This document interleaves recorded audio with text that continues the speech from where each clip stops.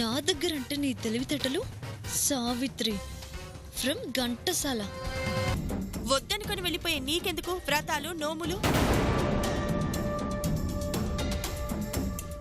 సత్య కోసం ఆ వ్రతం ఏదో నేనే చేస్తాను.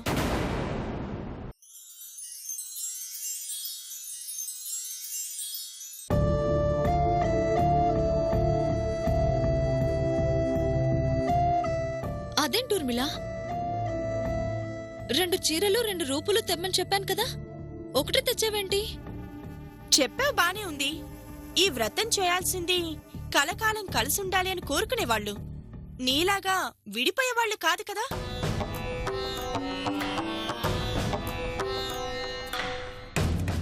అందుకే తెచ్చిన వేస్ట్ అయిపోతాయి కదా అని నా వరకు నేనే తెచ్చుకున్నాను. అవునవును, నువ్వు కరెక్ట్ ఊర్మిళ.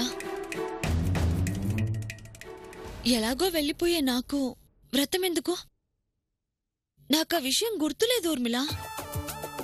1 రూపు 1 చీర తెచ్చి చాలా మంచి పని చేశావు, వేస్ట్ కాకుండా. నువ్వు చెప్పగానే నీకు గుర్తులేదని నాకు అర్థమైంది. అందుకే నా వరకు నేను తెచ్చుకున్నాను. అవునులే, నీకోసం తెచ్చినా నాకోసం తెచ్చినా అవి ఎవరికి చెందాలో వాళ్ళకే చెందుతాయి. అంటే నా భర్త అనుకున్నాను, చివరికి ఏమవుతుంది? నీ భర్త అయ్యే పరిస్థితి వచ్చింది. అంత రాత ఊర్మిళ, ఆ దేవుడు రాసే రాత. ఈ రాత దేవుడు రాసింది కాదే, నీ నుదుట నేను రాసింది. సరే ఊర్మిళ, అయితే వ్రతం నువ్వే చేసుకుంటున్నావుగా? నేను చేసుకోవాలంటే మధ్యలో ఏదో విధంగా నువ్వు తప్పుకోవాలి కదా. అయ్యో, తప్పుతుందా? మాటిచ్చాను కదా, వ్రతం బాగా చేసుకో ఊర్మిళ. చెప్పాలా? 100 ఏళ్లు సత్యభార్యగా బ్రతికేమని ఆ దేవుళ్లే మనస్ఫూర్తిగా ఆశీర్వదించాలి. అంత గొప్పగా చేస్తాను. చేసుకో అమ్మా, చేసుకో. ఏంటో నా జీవితం ఇలా అయిపోయింది.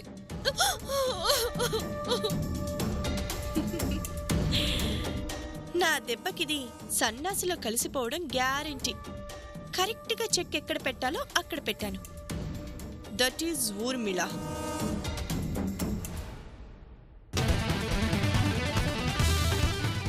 దట్ ఈజ్ ఊర్మిళ కాదే, దట్ ఈజ్ సావిత్రి అని నీకు అర్థమయ్యేలా చేస్తాను. చూస్తూ ఉండు.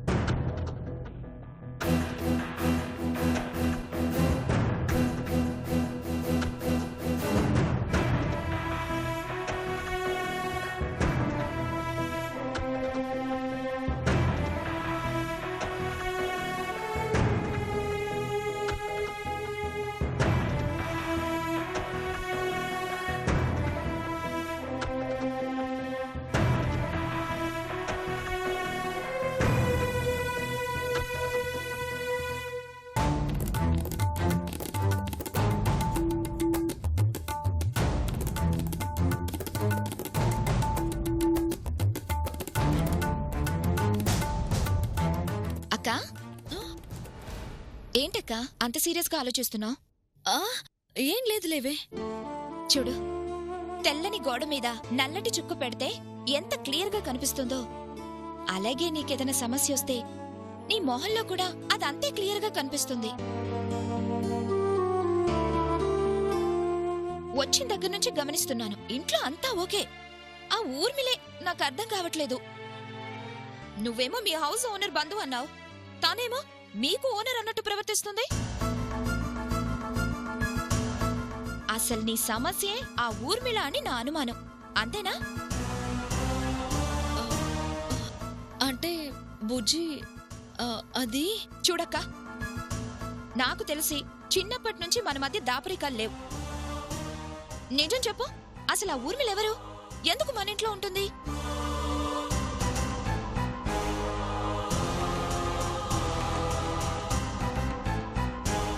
సర్లే, నీకు చెప్పడం ఇష్టం లేకపోతే వదిలే. చెబితే ఏం చేస్తావ్? నీ సమస్య అంటే నా సమస్య. చెప్పు, దానంతు తేలుద్దాం. ఒకవేళ అది చాలా పెద్ద సమస్య అనిపిస్తే అమ్మ వాళ్ళతో చెప్తావా? ఏంటక్కా, మనమేమైనా చిన్నపిల్లలమా అమ్మా నాన్నలతో చెప్పుకోవడానికి? పెళ్ళయ్యాక అది ఎంత పెద్ద సమస్య అయినా మనమే తీర్చుకోవాలి.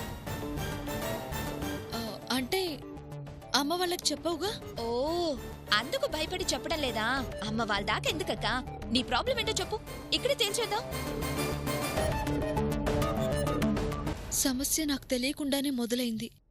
కాని అన్నీ తెలిసినట్లు నేనే స్వయంగా సమస్యని నట్టింట్లోకి తెచ్చిపెట్టుకున్నాను. అసలు సమస్య అనేది నాతోనే మొదలైంది బుజ్జి.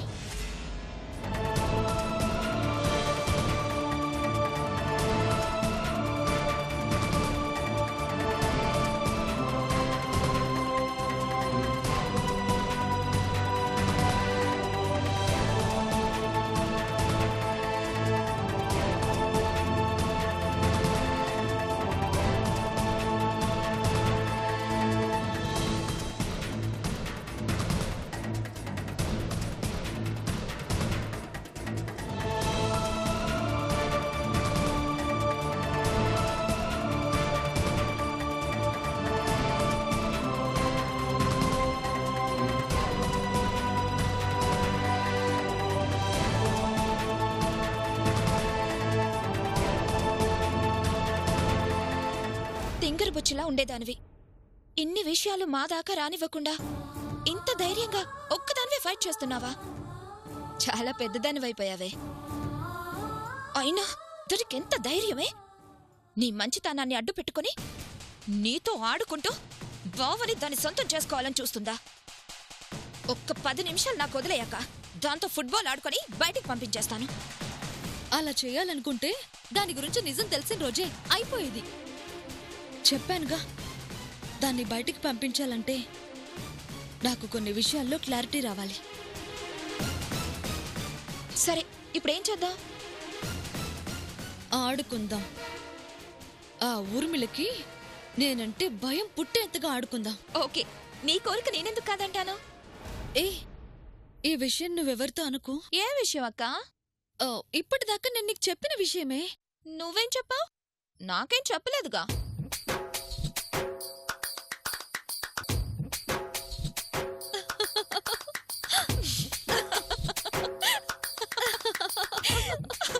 నా సంగతి వదిలేసి ముందు ఆట సంగతి చూద్దాం.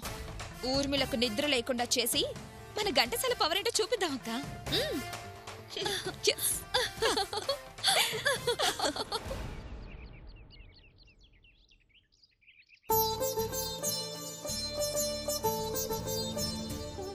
బుజ్జి, త్వరగా అలంకరించడం అయిపోతే పూజకు టైం అవుతుంది.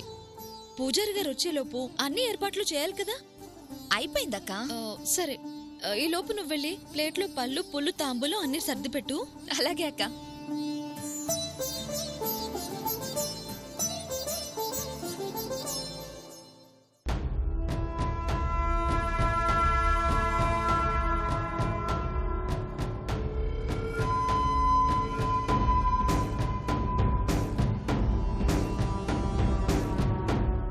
వ్రతానికొచ్చిన వాళ్ళు సత్యను నన్ను చూసి చూడముచ్చటైన జంట అనుకోవాలి.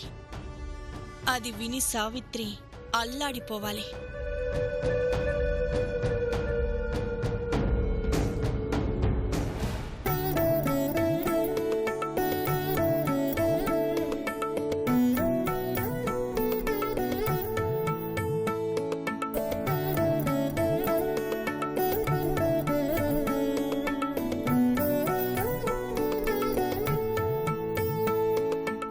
పర్లేదే, వ్రతానికి కూడా ఏదో పెళ్లికి అలంకరించినట్లు బానే అలంకరించావు.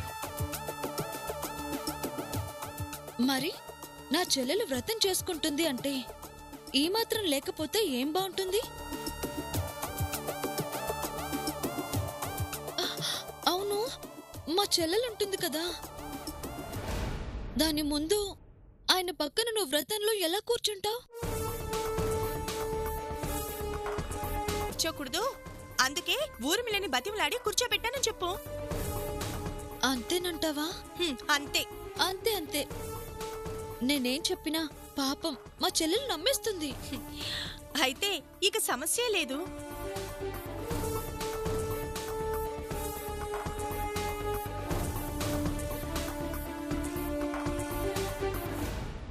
ఏంటి అలా చూస్తున్నావు? నువ్వు చాలా అదృష్టవంతురాలివి. సడన్ గా నా అదృష్టం ఎందుకు గుర్తొచ్చింది? లేకపోతే పెళ్లి కాకుండానే భర్త పక్కన కూర్చొని వ్రతం చేసుకునే అదృష్టం ఎంతమందికి దక్కుతుంది?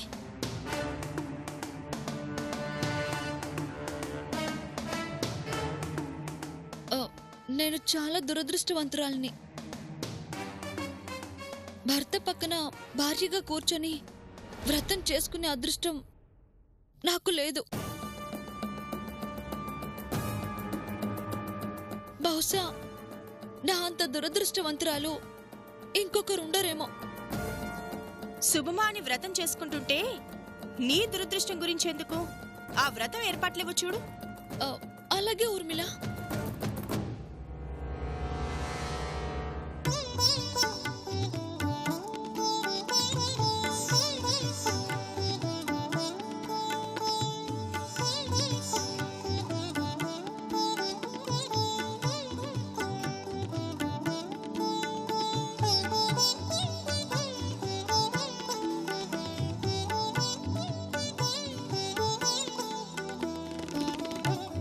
నమస్కారం అమ్మా.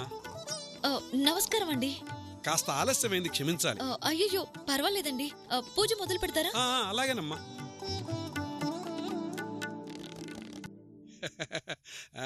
చక్కగా అలంకరించారమ్మా. ఓం గణానాన్వా గణపతిం భవామహే కవిం కవీనాముపమశ్రవస్తమం జ్యేష్ఠరాజం బ్రహ్మణాం బ్రహ్మణస్పత ఆనశృణ్వన్నోతిభిः సీదసాదనం శ్రీమహాగణాధిపతయే నమః. ప్రణో దేవీ సరస్వతీ వాజేభిర్వాజనీవతి ధీనామవిత్రయవతో శ్రీమహాసరస్వత్యై నమః.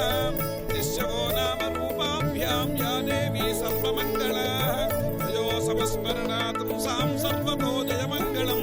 శుక్లాం వరధరం విష్ణుం శశివర్ణం చతుర్భుజం ప్రసన్నవదనం ధ్యాయే సర్వవిఘ్నోపశాంతయే.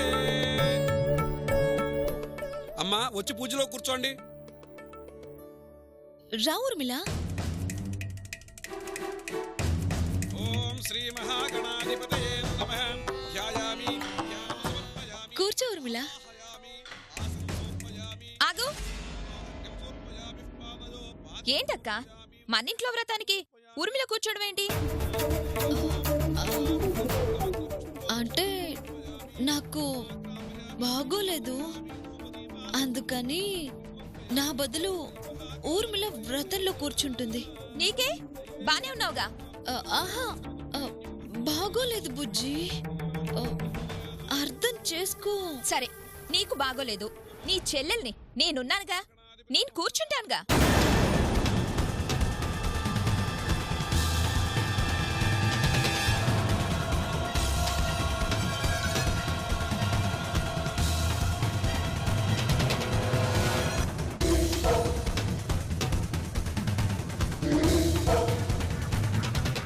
ఏంటి అలా చూస్తున్నావు? నువ్వు తప్పుకో, నేను కూర్చుంటాను పూజలో. అమ్మమ్మ, నా బుజ్జి కదూ, నువ్వు కూర్చోకూడదమ్మా. ఏ? నేను తనకి మాటిచ్చాను. ఇస్తే ఈ అక్క మాట వింటావా వినవా? నువ్వు అలా సెంటిమెంట్ తో కొట్టుకు. అక్కడ ఆల్రెడీ సెటిల్మెంట్ అయిపోయింది. సెటిల్మెంటా? ఏ విషయం? అది నీకు చెప్పేది కాదు. పూజకు టైం అవుతుంది, నువ్వు తప్పుకో అమ్మా. ఊర్మిళ, నువ్వు కూర్చో. ఒక్క నిమిషం. మళ్ళీ ఏమైంది? ఇప్పుడే వస్తాను.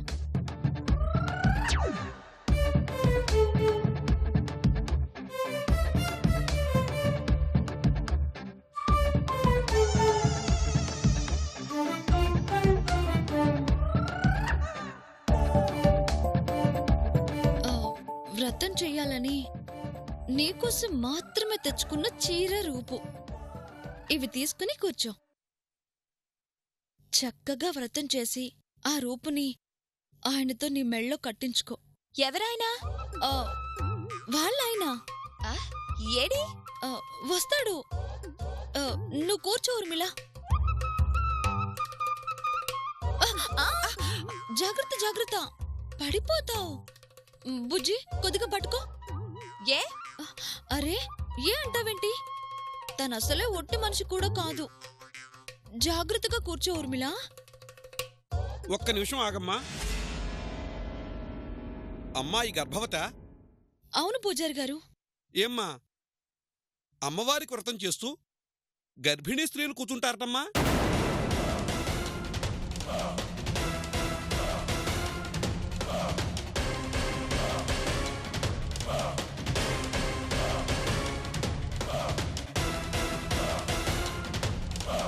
అమ్మవారికి వ్రతం చేస్తూ గర్భిణీ స్త్రీలు కూర్చుంటారటమ్మా?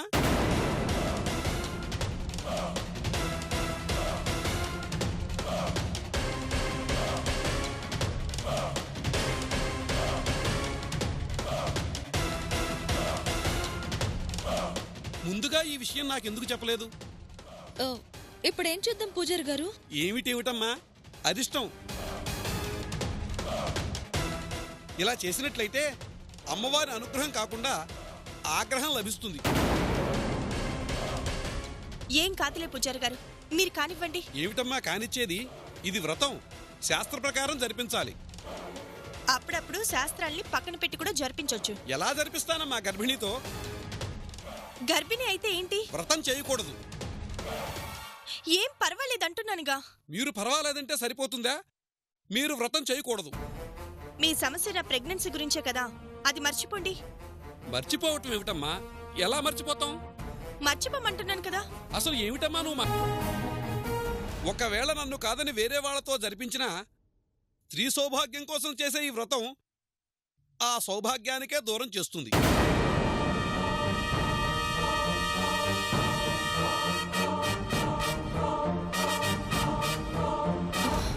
ఊర్మిళ, పూజారి గారు చెప్పింది అర్థమైందా? మనకేం జరిగినా పర్వాలేదు, ఆయన ప్రాణాలకి ప్రమాదం అంటున్నారు. వ్రతం మొదలు పెట్టాక మధ్యలో ఆపకూడదు. ఏం చేద్దాం ఇప్పుడు?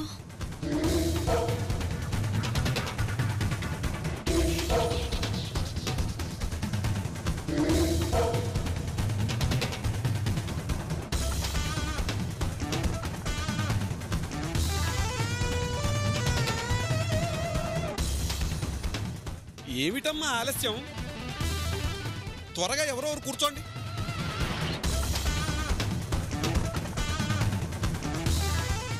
త్వరగా రండమ్మా, ముహూర్తానికి సమయం అవుతోంది. ఇక తప్పేదేముందిలే ఊర్మిళ, నేనే కూర్చోనా?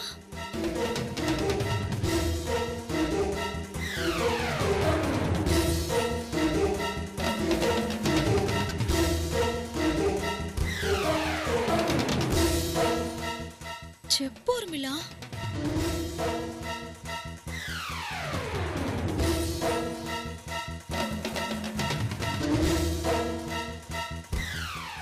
చెప్పు ఊర్మిళ.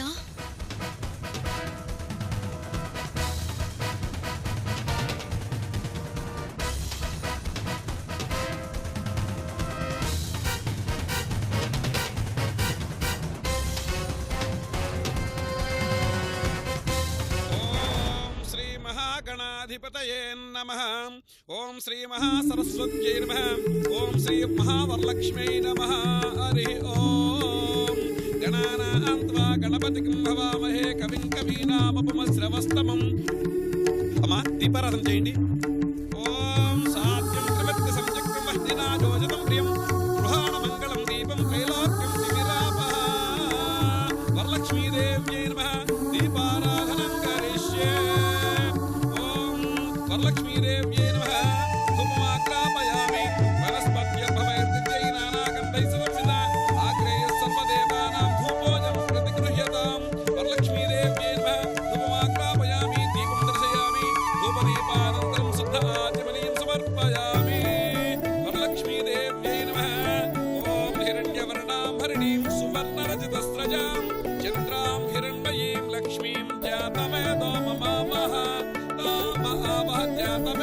లక్ష్మీర్మనపగామిని యస్యాం హిరణ్యం విద్యేయం గామస్యం పురుషానహం అస్య పూర్వాం రథమధ్యామస్తి నాగత్వభోజినీ. మర్యాదగా చెప్తావా పెద్దమని పెద్దనాన్ని పిలిపించమంటావా? ఊర్మిళని అనుమానిస్తున్నావా? తనేమన్నా ఆయన లవ్వర్ అనుకుంటున్నావా? రెండో పెళ్లి చేసుకుంటున్నారు అనుకుంటున్నావా?